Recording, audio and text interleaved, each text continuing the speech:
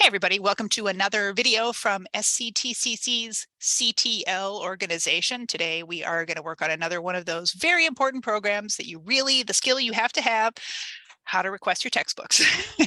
I know this isn't like the exciting part, but you want to do it well, so it's easy for you. Kathy wants you to do it well so that it's easy for her. So Kathy's going to walk us through all the skills today. I'm going to ask about 1,000 questions, and we'll make sure that everybody feels really confident with this. If you have questions after this, we've sent out the PowerPoint slides to you in advance. You can also look at them again and check in with Kathy. Make sure you get all your textbooks turned in correctly. So Kathy, take it away. Tell us about ordering textbooks. Thanks, Mary. All right, for ordering textbooks, I am going to show you how to do faculty adoptions via our website. However, I feel good. Not a required method. If you don't feel comfortable with our website, please stop on in, talk to me in person, email me, call me, however you want to do it. It doesn't cause more work for me or anything like that. It's still the same amount of work on the inside, but I just want you to make sure that you feel comfortable doing what you prefer. So in this case, we're going to show you how to do it on our website. First of all, we have the link on the chat book board, and then my lengthy link, and then Mary's shortened link, which I appreciate. So to go to that, it also is just the website that the students order books off of. So it's the sctcc.edu/bookstore, and I'll share my screen. That seems nice and easy to remember. Even I can remember that. So we'll see if we can do this. All right, Mary, do you see faculty adoptions at the top? Yep, we're there. So this is off of the link on the side. Yay!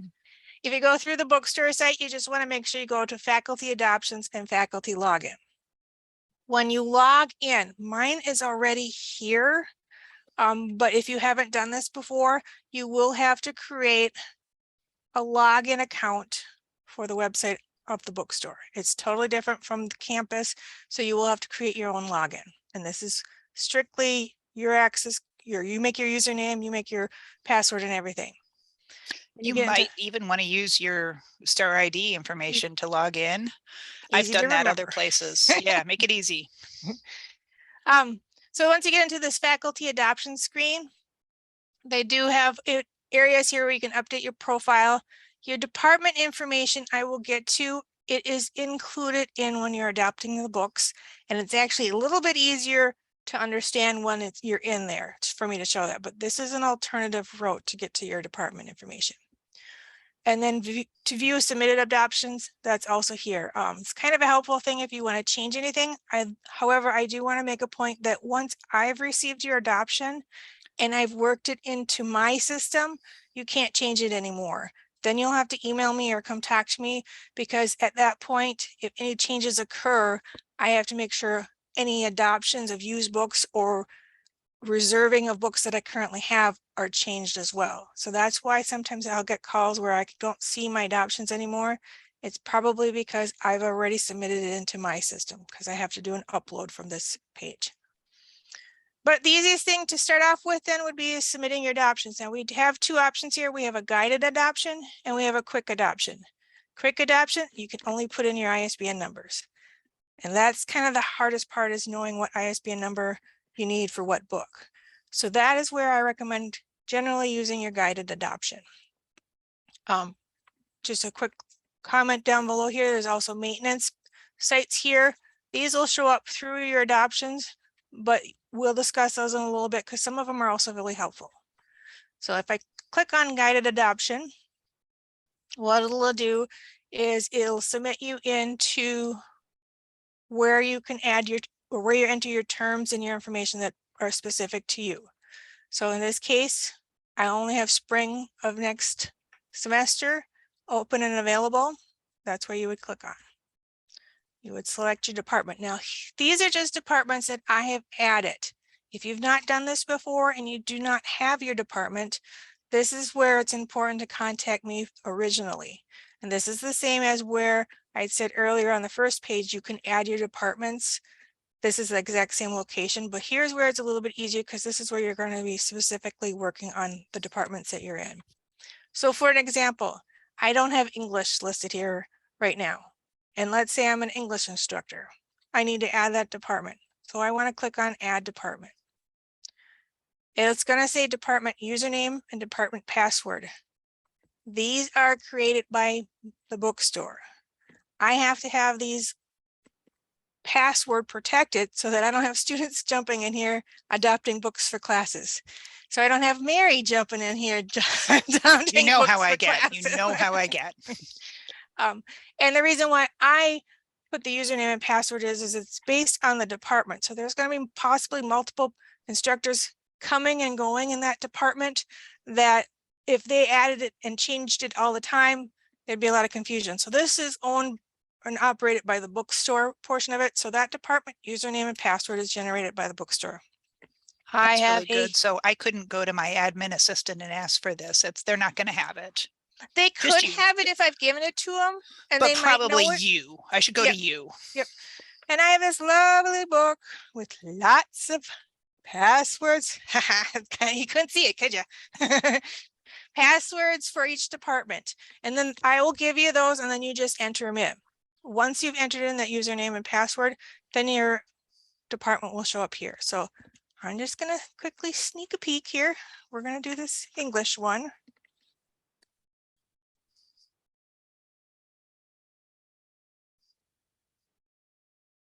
Let's see. And notice how English right away is added to your department's list below. Oh, I right see there. it down there. Yeah. Yep. So if you ever change it, it does give you the option to close them out. But then if you want to get back into them again, you got to ask for that username and password, which generally doesn't change. So if you have it written down, just enter it in again and add your department back in. Well, and So I that's feel like that might be handy too, because I know we have some instructors who teach in different departments. So they absolutely. would need to have different passwords. Okay, great. Yep. Thank you. Yep. And each department, like you said, will change. So if you're teaching like ECED and EDUC, ECED and education, a lot of times we'll teach both of them. Then yes, you're going to need both departments. So I'm going to hit continue. And then now when I go into, whoops, if it doesn't show up, it's because you got to start over. You got to come back over here and enter in your spring. But now you see English is now available. Yeah. I did talk to Sandra Shimmick from the finance department, and she submitted her orders to me via email. And I asked if it would be all right if I go ahead and use them as a sample. So we're going to go into finance today. And then I'm going to use Sandra Shimmick. Now I do have pretty much access to everybody's, even though I don't use this site. I have my own site that I work on. But if you do have questions to work through, then I can certainly show you. So we have Sandra here, and her first one she's asked me to adopt is for her Finance 2240. I'll find that. And the section number is 22. So now on the filter by instructor, Yep. if there were 10 instructors in finance, they would all show up there. Well, let me show you. Here we got English. Boom. Oh, okay, everybody. Everybody. Nice. Everybody. Again, because I have access to everybody, Sure. I could click on undo them. I don't know if, let's say, Tim Benson was in here and he wanted to see what Nancy Wallen was adopting. If he could click on her name and look at hers, that I don't know for sure. Again, because I can, that doesn't mean everybody individually. But I could find me. Yes. I can definitely find me if I'm in there. Okay, yes. Great. Thank you. Yeah. Let's see, sometimes it has unadopted or someone not selected yet, and that will show up here as well. So if you're assigned to a class and your name isn't showing up yet, you might be able to go in here under, unadopted or staff unassigned. I see down there. Yep. So there. Yeah. Yep, there it is. So sometimes you can click on that and then see if you can get adopted for those courses because your name isn't up there yet. So great. Go back to finance. Thanks for the great question, Mary. I'm going to go back to Sandra. 2240. And sometimes in here, if you get stuck and you want to go back and change something, I recommend doing the cancel and starting over, because this block here with this big dot by it suddenly disappears on me. And I'll go, what just happened? So then if you just cancel, and it will get you to start over. I don't know for sure. On my end, on my screen, what type of class doesn't matter for me. but I'm going to guess, seeing it's a section 22, more than likely it's an online class. If Sandra chose not to have any books required by the bookstore, we would click this does not require materials. Well, and that's a good point to remember, that you may be in a class that doesn't require materials, but they still have to tell you that. Everybody has to tell you something. Absolutely, because if you don't tell me, that class still remains open on my site, saying that there is no adoption, and then you remain on the list of haven't turned in an adoption. I And think that that doesn't means look good. Kathy's coming to find you. Kathy's hunting you down. She's looking for you. Do not make Kathy hunt you down. People call it the naughty list. I don't want to be on the naughty list. Okay, I'm taking notes. I'm paying attention. All right, then estimated enrollment. This is helpful for me, very, very helpful, especially if it's a second year course and you know how many students were in your semester or the year before, and it may have a cap of 25, but you know you've only got 12 of them coming back. I don't want to order 25 books. If you know you have 12 students coming back, let me know that. That is wonderful. It helps me so much. I also go back onto my history, adoption histories, to figure out how many I've sold. That's how I figure out how much to order. But this also gives me oh yes, that tells me I am close to what I need. Well, So and I that's a don't good know. point. Can I ask a question there? Yeah. Because I know I have overestimated my enrollment numbers in the past, because I'm like, well, what if all of a sudden the last possible moment, 5 people add my class? Should I not do that? I mean, I'm pretty sure 12 people are going to be in it. And if 5 extra people show up, could you order those later, or should I overestimate? This estimation is more on the long lines where if you all of a sudden have new students, they would have had to take your courses prior to it. Sure, I guess that So makes sense. it's a little bit easier, but if it's on a course that's brand new, I basically go off on my history sales as well. Now with Amazon and ebooks and everything else that's out there that a student can purchase instead of what's at the bookstore, I have to go based on a kind of a percentage on what I've sold in the past anyway. Sure. You may say there's possibly 25 students in the class. You only end up with 20. I may have seen my history of sales before was 15. I still might only order 18 and sell 12. I mean, yes, you have how many students on your class, but I do have a history of knowing if all the students buy the books or a portion of the students buy the books or what's available there. Okay, so But you've got more information. So yep, I'm not gonna, if I said, yeah, go ahead and put in 18 and it's really only 15, I haven't really messed you up, because you probably know better than I do anyway, because right. how many are buying? Okay, cool. Thank you. Yep, absolutely. And like I said, too, if we ever run short, please let me know as soon as possible. I'll run short a lot of times when a student comes in third week of class, fourth week of classes. I mean, And that's I don't fair know, I though. really needed to order more. Especially when I have a wholesaler that requires me to return used copies of books after 60 days. I'm having, like in the case right now, I have by the 24th of October, having to return used copies of books that I have in the store right now. Well, classes for the second semester, second quarter start the 25th.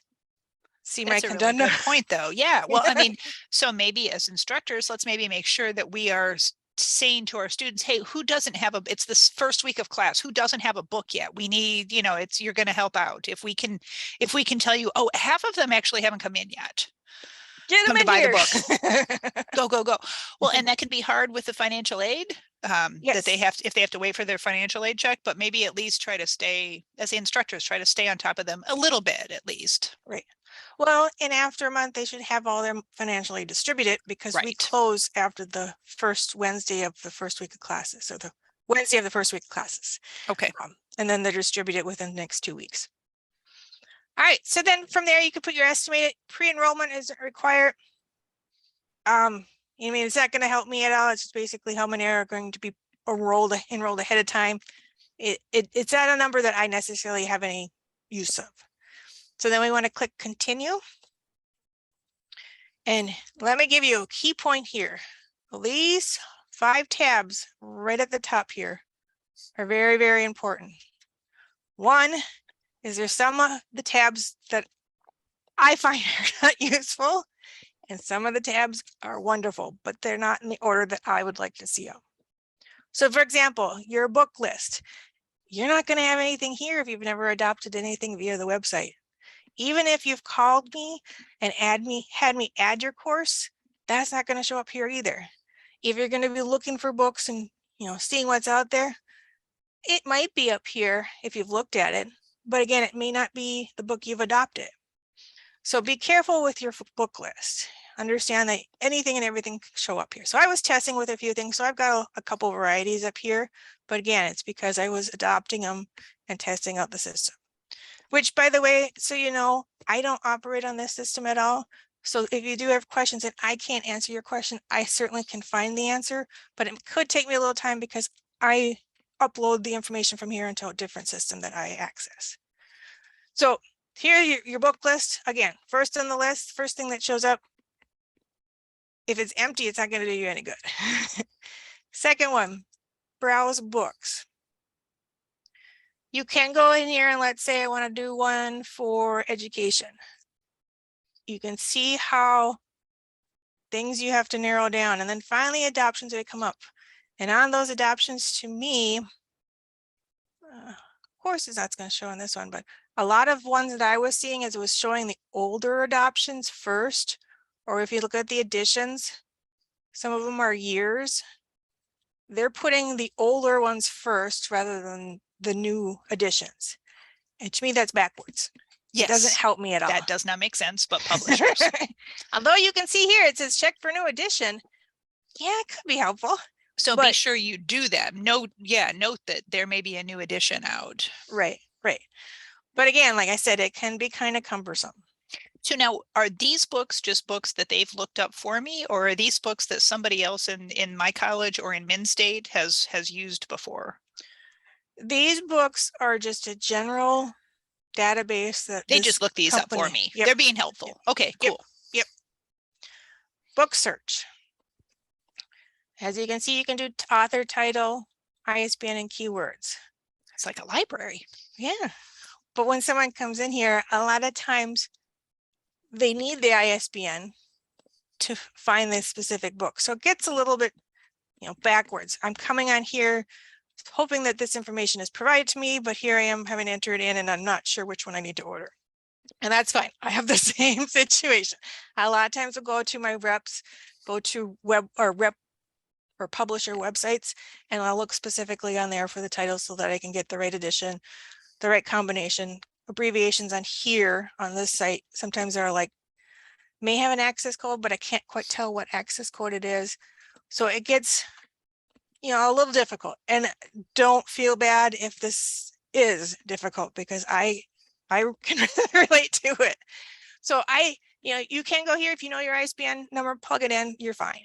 If it doesn't show up, there's the add book. You can add it there as well. But always, if in any case you're not quite sure what it is, you're better off contacting me rather than entering something that really isn't correct. Because like I said, it uploads into my system automatically. And unless I delete it, it's going to upload.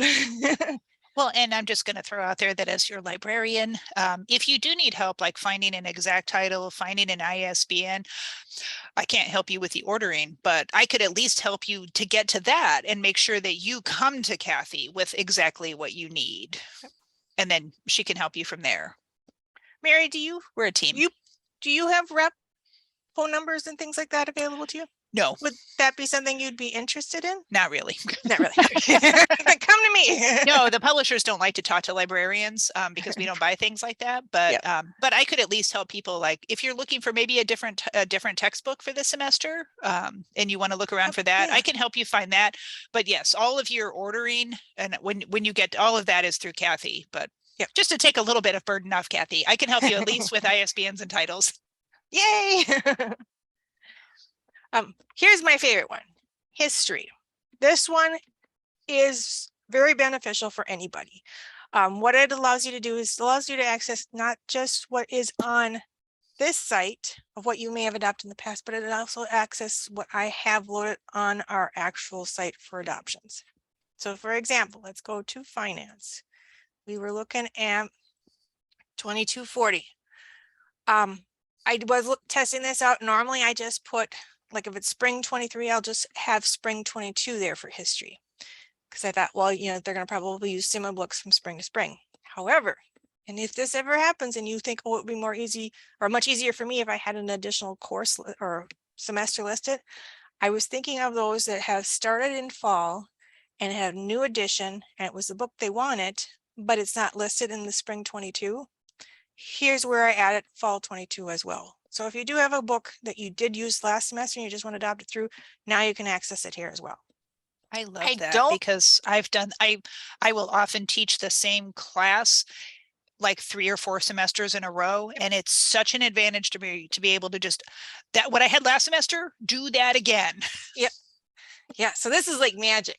I love So it. I'm going to go into spring because I don't believe Sandra uses or teaches this class in the fall. So if I go to spring here, if I had this class taught by different teachers, it would probably give me a drop down of different options. This isn't a drop down. This is just my autofill. So that's why those names are up, but it doesn't have an instructor listed. That's fine. This is going specifically for finance courses. So when I click continue, and again, you can put a date range, but I think that term is very specific on the date range we already want. If I hit continue, oops, oh, I'm sorry. We're going to back up for a second here. Go back to finance, go spring. I didn't want continue. I wanted search. Hit search. You did that on purpose to show us what happens. Thank you. That. Thank you for that. I appreciate that you're so giving. I hit search. Here, look at this. It lists all the spring courses that Sandra taught in spring of 22. I have 2240 that I'm looking for right there. Watch this magic. Hit view. That's the book she used last spring. And it even says, hey, you can check if there's a new edition. There's the new edition. You can see that it has an, well, this is an access code. She just uses her Mind Tap. She has her books electronically on the Mind Tap. So she can pick this, or like I said, you can go to the new edition or pick the new edition. All you have to do then, and I'm going to quickly check here. Oh, in this case, when Sandra submitted her order to me, she put the 9th edition. So I'm going to adopt the 9th edition here, but when I see this, will go, oh, it's an old edition. And then I email Sandra and ask her, I says, did you know there's a new edition? Would you like to change?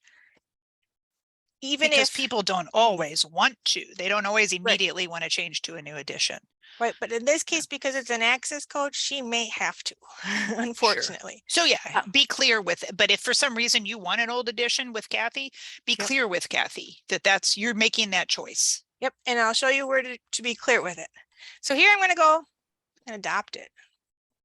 Again, it gives me another notification saying it's an old edition. Do you really want to adopt this? That's where you can say okay, or you know, cancel this out and we're going to go with the edition. So we're going to go with the old edition. Oops. Will it not let me go with the old edition? Say okay. Okay. Thanks, Barry. We're a team. All right, so look at how it changed here now. It now says add it. I don't want to go to their other classes and add more because I am still working specifically on her finance 2240 course. So I just want to stick with that. It gave me the history of all of them, but I just want to stick with this course. So that's where now I want to do continue. It's going to ask me, and like I said, I was playing around with this. It's going to ask me if I want to add any merchandise. More than likely, you're not going to have any merchandise added unless you are an automotive or auto body or diesel department that wants to add the program shirts on there. Otherwise, anything else that could be added, I have listed in as a textbook option. So that would show up in the original screen where it says all the books that were adopted. So if I needed to add like lab supplies, if I need to add lab supplies. Are you there? Okay, weird. If I needed to add supplies for a lab. I'm sorry, Mary, I can't hear you. Is it just me or is it yours? All right, so I'm going to continue on. I don't know, Mary, you can, you can get into, we'll do sign language. So here are some examples of what I had tested out for program shirts. More than likely, you're not going to have any, so you just continue on. Then all of a sudden, it's going to show you the actual book you adopted. So here's the same book that I had tagged on before that I wanted to adopt. Now is where I want to specifically say, do I want it required? Do I want it as a pick one?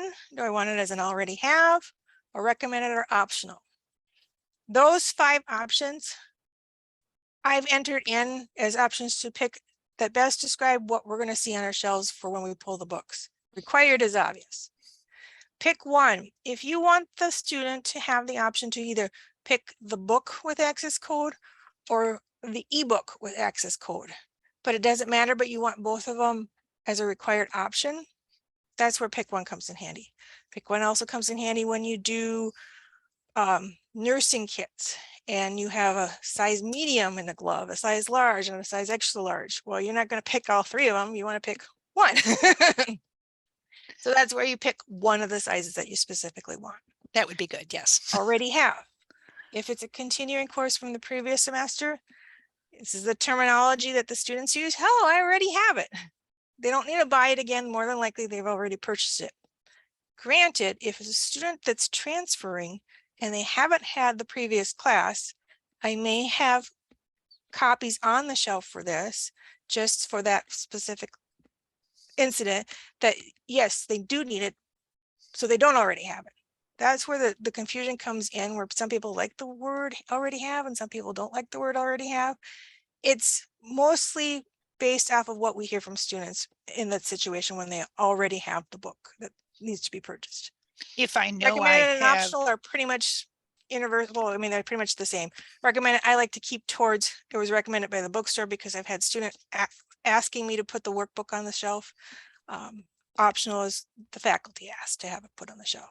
They're not required. That's kind of how I keep them separate. There really isn't much of a difference. So in this case, I want to put it as required. See this lovely message to bookstore. All right, that's your notes. And so Mary, when you said, hey, make sure Kathy knows you want to stick with that old edition, bingo. Here's when I put, yes, I want the old edition. spelling is hard. Yeah. Hey, I hear you. Right? And you can put used books. Oh, this isn't a book. Sorry, this won't work for this. This is an access code. But if, let's say, if it was a book with an access code and you are fine with just the book, that the access code isn't required, I love it when people put it in here. Used books are fine, because then I can put used books on the shelves for students to buy. And there's generally around 25% less than the new price. So it's an advantage for me when you put used books in there. Okay. Sometimes if I see that you don't have an access code on it, I'll go, okay, I'm going to get used books. Other times I will see it as what they do in the previous semester. Yes, they used books. I'll add used books. If at some point you change and you don't want used books, please let me know. I think your students probably often want used books too, because yeah, I mean the cost of having to get all these books is a lot. Right. Well, and publishers nowadays too throw that access code in there for free and make it a bundle. And they do it so that you aren't buying used books. Right. So that Publishers. you aren't going to get that access code for free. If you don't use it, don't require it. We'll just get the book in. Other people like that access code because it's extra stuff that comes with it. And I can perfectly understand that. And I can easily put it that no used books allowed, new only, and boom, done, taken care of. So then I will click continue.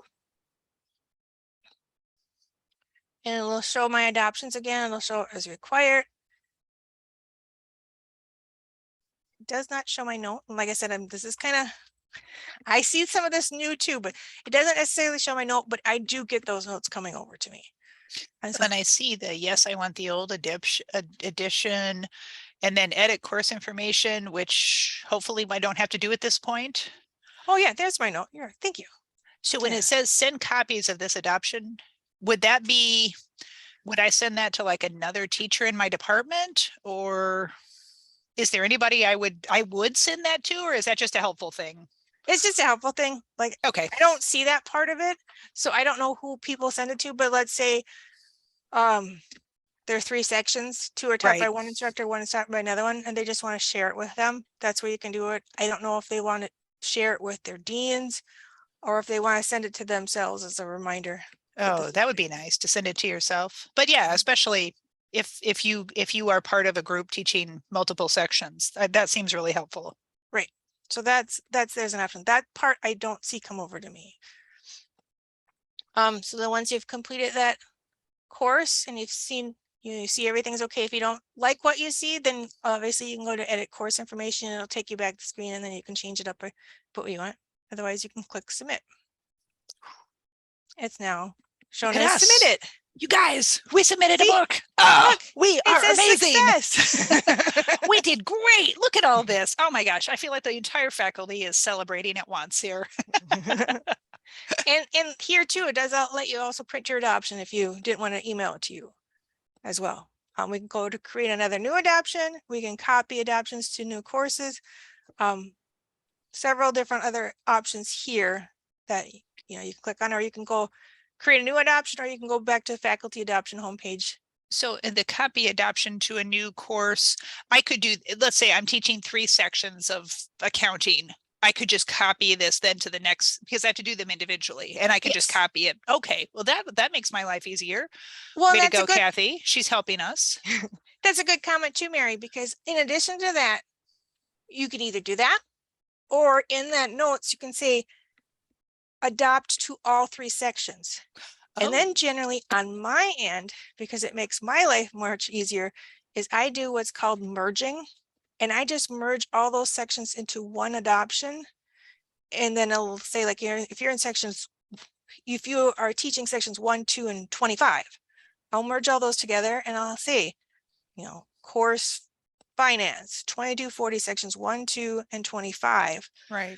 So then I'm not adopting 15 for this class, 15 for this class, and 15 for this class. I'm just adopting your total, your 45. It makes it a lot easier for me to figure out if I don't do full enrollment, how am I supposed to break out that enrollment out through the 3 classes? Right. And you might see that in some cases where I may have done that already. And so instead of seeing just section 1, you'll see, oh, it says section 1, 2, and 25. That's my section. So I've already merged them together. And I do that in cases when I see that and I know that instructor generally will adopt the same books. There are a very limited few that may teach 2 sections, 1 in person and 1 online, and they don't use the same books. Those cases, then I would have to adopt them separately. And then you well, you're going to need to put in your adoption separately because obviously there's different books. Sure. And add that, make sure you say that in the note that you're telling Kathy, I know I'm doing this. I'm doing this on purpose. Yeah, or like I said, please adopt through all my sections. So you don't have to go through every single class, every single selection or section, and then add that same thing. I can do that on my end. So all right, good when so we all save time. Yeah. So that was submitting one course. If I want to go back here and view submitted, now I've been like playing on this, so I had a miscellaneous one kind of posted up here. This is sometimes where people are like, oh, I need to change it, but I can't find it back. If I haven't touched it on my end yet, if I haven't pulled it through, here's where you can go through and change it. But what you'll have to know is, let's see if I can. This is secret knowledge that you're only getting in this specific video. If you didn't come to the video, you're missing this. Nobody tell them. Ha ha ha. It'll show you a view. Unfortunately, it doesn't show you an edit, but it does let you do a remove. Okay. A remove. I could just start over. Yep. Yeah. Yep. Or you could copy it first and then remove it and then, do your copying over there. But like I said, this does let you go back into your recently submitted adoptions. That's really nice because I almost always submit all my classes at different times and then I can't remember who did I submit that one or this one? I don't know. I'm just going to do them all over again and just submit it 5 times. And I bet the bookstore won't mind. I bet they won't hunt me down and shoot me. What was Mary thinking? I would be in so much trouble. I just know. But if it's no longer up here, then more than likely, like I said, I've already pulled it through. And so then I need you to talk. I would call you. Yep. Yeah. I would call you and ask you. Yeah. What did you do? On the top here, I like to generally go back to my faculty adoption homepage, which starts me to the guided adoptions because I know exactly where I'm in the screens. If I click on this quick adoption, which I mentioned earlier, you put in your information as usual. I'm going to quickly throw, whoops, Sandra's in here again. I'm going to pick a different course this time because otherwise it's just going to say it's already adopted. Here it has the note ahead of time because all I'm doing in this case is adding ISBN numbers here. Throw in an ISBN number, required, already have whatever it is, the option you want for usage, adopt. That's pretty much it for the quick reference one. It doesn't give you any options to view history. It doesn't let you do anything really beyond that. So That that's seems why really easy though. Yeah. if you have your ISBN numbers, boom, Yeah, go right you know ahead. that. But like I said, the guided adoption is really nice if you want to look back at what you've adopted before. You want to feel confident in what you're doing. Mhm. Yeah. The other thing I want to comment on is don't feel nervous clicking on some of these things. If it's not clickable, then those are the ones that you can't get into, and then you could change something up. If it is clickable, hey, look to see what it has to offer. It's an advantage. You're not going to make a mess of anything. I always get it, get a first look at everything before I pull it through. And I can delete items. So if all of a sudden you do put something in and you're like, oh, shoot, that wasn't right, I can't go back to my submitted history and delete it, call me. I'd rather, you search and experiment and look through what this has to offer, then you don't get the use of it at all.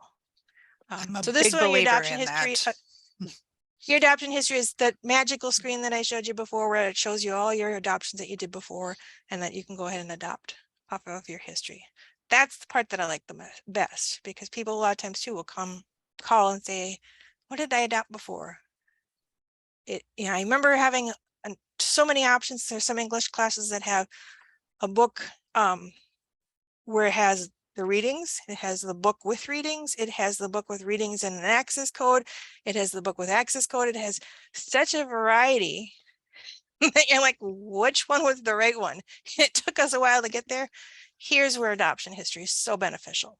And try it out. I also have that information to give you if you need it. Don't worry about contacting me. I'd rather it be right on the screen the first time than getting it messed up. But that's pretty much the gist. Mary, can you think of any other questions? I'm questioned out, honestly. No, this seems like something that, the faculty, we have to take a little time to sort of think through it, but once you kind of get the hang of it, this does seem pretty straightforward. Yeah. And I like knowing that I can call you, I can send you an email. It makes me feel more secure as I go through the process. And I'll give you a secret. You can come visit me and I have candy. That's so exciting. Okay, I'm going to tell you another secret, that if you come to the library to come talk to me to help you find some textbooks, I also have candy. Yay! It's a book people thing. We always want to make sure that we are providing as much information for you as we can in the way of sugar. Well, thanks for this opportunity, Mary. I really appreciate it. Hopefully, if there's any other questions or anything else anybody would like for me to do that's similar to this, I would love to. I know sometimes there's issues with their red shelf, which, by the way, I want to quickly mention. I have up here on my top of my screen what is called red shelf. That is basically a library of ebooks. Mary's favorite word, the library. I'm so excited. This company allows us now, and it's probably been 2 years now since I've adopted this. With our system, it allows us, if there is any book in red shelf, we can adopt it instantaneously and create an ebook off of our POS system, which generates the access code for us. So we're not waiting a week for an access code to be shipped in the mail. We're not waiting, for it to finally be printed. It's out of stock. Red Shelf is a kind of a print on demand, but it's more of a ebook on demand. Sure. So if you ever want your book offered for your class, as an ebook as well. And we do offer this to students, especially for those who need assistance. Avery has come to me and we, added some books here for those that need it in ebook format so that they can then have it read to them. Go to this site and it's piece cake. It's just redshelf.com. And you enter in, I've kind of been in here. This is what your front screen looks like. You just enter in the ISBN number of your book, whatever you're using. And if it gives you an ISBN number or information on a digital book, I can easily add it to our system. And that day, we can have that available for students to purchase. And on top of that, RedShelf, because it's created on our POS system, you have to first access it through our bookstore. I've been working with the computer lab here, and the computer lab helped the students to get to that access code to open up that book that same day as well. So we kind of partnered in that sense so that students can get the help to get that stuff right away in an ebook format. So I just wanted to kind of add that if that's something you want to add to your courses and you've never added before, I can certainly look up that information, or you have it available here on RedShelf to look as well to see if that's something you can think about. But like I said, it's something we can put on our system that minute, and it'll come up on our POS system for us to generate an access code immediately. Fantastic. So, isn't that cool? So cool. I even have a library. Well, everyone should have more books. That's always the right answer. So thank you, Kathy, so much for doing this. Thanks everybody who's watching this at home. I'm sure you were taking careful notes, and now you know that Kathy and I keep candy. So use that knowledge wisely. And yeah, we will have more CTL presentations. Make sure you're paying attention to them. Make sure you stop by. Make sure you join in. We're always here to help support you. So thanks so much, everybody.